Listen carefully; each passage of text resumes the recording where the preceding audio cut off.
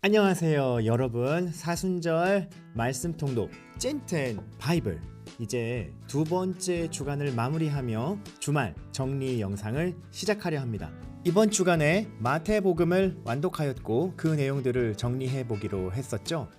아쉽지만 이번 주에는 질문 이벤트에 참여해 주신 분들은 없었어요. 다음 주에 새로 시작하는 마가복음 성경 읽기 시간에는 여러분의 질문 아낌없이 많이 보내주세요. 자, 마태복음의 여러 내용들 중에 가장 중요하다고 꼽을 수 있는 부분, 이 부분일 거예요. 마태복음에는 예수님에 대한 거의 모든 이야기가 쓰여 있지만 그 중에서 가장 눈에 띄는 건 바로 예수님의 가르침일 거예요. 당시 사람들은 예수님의 가르침에 권위가 있지만 파격적이고 새로운 곳이라고 여겼어요. 반면 사회 지도층과 종교인들은 예수님의 가르침을 위험하고 저급하고 사회 질서를 해치는 악한 것으로 여겼죠. 왜 그랬는지를 이해하려면 먼저 숨겨진 역사라고 불리는 시간에 대해 알아야 돼요. 빠르고 쉽게 설명할게요. 숨겨진 역사는 구약과 신약 사이에 있었던 기록되지 않은 역사예요. 신구약 중간기라고도 불려요. 지금부터 약 2600년 전인 기원전 586년 바벨론의 침략으로 이스라엘은 완전히 망했어요. 하나님께서 여러 차례 이스라엘에게 경고를 하셨는데 결국 회개하지 못하고 망해버린 거죠. 그들은 나라와 민족 유구한 역사를 송두리째 잃어버릴 위기에 처하게 되었어요. 하지만 약 50년 후 그들은 기적적으로 생還해서 다시 성전을 건축해요. 사실 이것도 하나님이 예언하신 대로거든요. 이스라엘은 예배라고 하는 정신적인 기둥과 도덕과 율법이라고 하는 실질적인 기둥을 통해 나라를 재건하려 했어요. 시도는 좋았어요. 그러다가 점차 도덕과 율법이 예배를 앞지르더니 나중엔 거의 주도하게 되었죠. 율법을 지켜야 강하고 올바른 나라를 세울 수 있다고 믿게 된 거예요. 그 결과 예배도 성전 중심 예배가 아닌 회당과 성회의 배움적인 성향이 아주 강해졌어요. 그전에는 제사장들의 책무가 아주 중요했는데 이제는 율법관과 서기관들의 책무가 더 중요해졌죠. 모세의 오경의 율법이 더 심화되었고 추가적인 율법의 조항들도 수백, 수천 가지가 생겨나게 되었어요. 그리고 해석의 사조에 따라서 여러 분파들이 생겨났는데 그것들이 바로 사두개파, 바리새파, 에세네파 같은 것들이에요.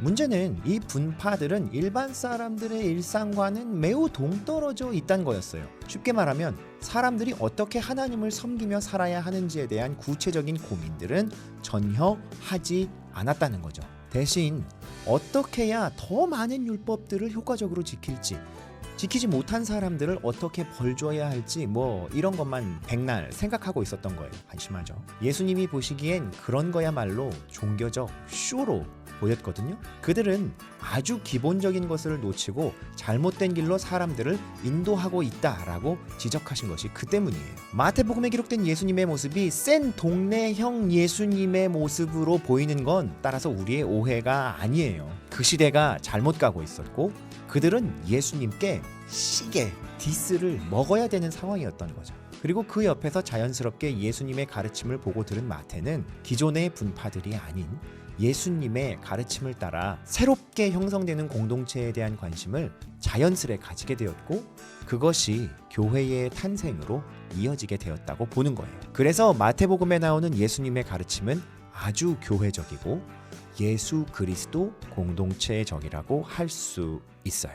마태복음의 중요한 내용들은 이 정도로 알아보고 자, 어제 있었던 실시간 이벤트에 참여해주신 여러분의 소감과 28장의 소제목을 알아보도록 할게요. 정은미님 소제목 언제나 임마누엘 약속하신 예수님. 메시지 성경 글씨가 너무 작아서 안경을 써도 잘 보이지 않았지만 드라마틱하게 읽어주셔서 글씨가 잘 안 보여도 괜찮았어요. 박진감 넘치고 생동감 있어서 너무 좋았어요. 말씀을 읽으며 함께 읽으니까 말씀 속으로 쏙 들어가는 느낌이 들었어요. 수고하셨어요. 홍융희님 주님은 늘 우리를 놀라게 하신다. 그분 안에선 놀라는 것도 즐겁다. 너무 긴데? 낭독으로 들으니 말씀이 더 생생하게 잘 들리네요. 새복음서도 기대합니다. 권순도님 예수님의 부활 유대인의 왕으로 오신 예수님의 일생을 슬목사님 특유의 화법으로 들려주시니 성경이 마치 재미있고 거룩한 동화처럼 느껴져서 매일 저녁이 즐거웠습니다. 동화 구연? 전영수님, 이 생명의 길로 훈련시키고 발췌하셨어요. 사순절 고난의 길에서 자신을 희생하여 매일 찾아오시는 예수님을 뵙는 귀한 시간들을 감사하게 됩니다. 그런 예수님의 사랑을 저의 삶 속에 실천하는 제가 되길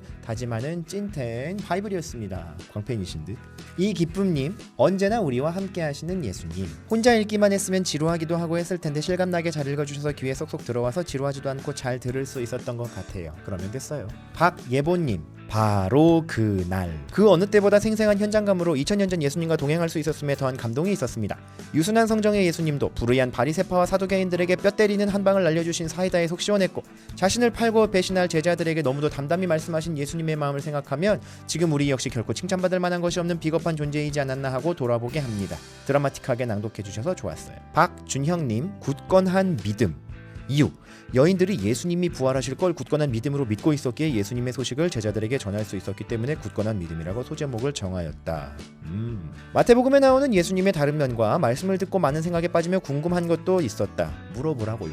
그리고 예수님 자비로우실 줄만 알았는데 바리새인들에게는 엄하게 호통치셨다. 그런 모습을 보고 예수님의 다른 면을 보았다. 마지막 장면에서 예수님이 하나님에게 왜 저를 버리십니까? 할 때는 좀 슬펐다. 이영구님, 매일 주님이 나와 함께. 찐텐으로 읽어주시는 목사님 덕분에 성경 읽기가 매일의 일상이 되어 먼저 감사드립니다. 예수님 덕분에 내가 사는 것이구나, 잘 살아야겠다 다짐해봅니다. 평안한 밤 되세요. 찐텐 밤지기님. 헐, 찐텐 밤지기. 김연경님, 성경의 약속은 반드시 이루어진다. 두려움, 희망, 치유, 믿음, 은혜, 그리고 재능 발견. 성우 목사님. 이찬영님, 하나님은 돌아오신다. He'll be back. 어렵기만 했던 성경을 많이 이해할 수 있었다. 홍민혁님, 예수님이 다시 살아나셔서 함께 하신다. 길다고. 원래 책을 잘 안 읽는데 목사님이 대신 읽어주셔서 더 집중이 잘 됐던 것 같고 내용이 알아듣기 쉽게 돼 있어서 좋았던 것 같다. 책 셔틀했나? 전준현님, 예수께선 우릴 떠나가지 않으신다. 처음엔 그냥 일반적인 성경 이야기일 뿐이라 생각했지만 읽으면 읽을수록 말씀 하나하나에 담긴 것이 전부 소중하다는 것을 알게 되는 좋은 시간이었다고 생각합니다. 황수진님, 다시 살아나시다. 함께 하나님의 말씀을 읽을 수 있어서 좋았습니다. 여기까지고요. 저도 여러분과 함께 마태복음을 읽을 수 있어서 행복했었습니다. 소감문을 보면 벌써 성경 통독 다 끝난 것처럼 쓰신 분들이 계신데 아직 안 끝났어요. 다음 주부터 마가복음으로 새롭게 시작합니다. 여러분, 다음 주에 만나요.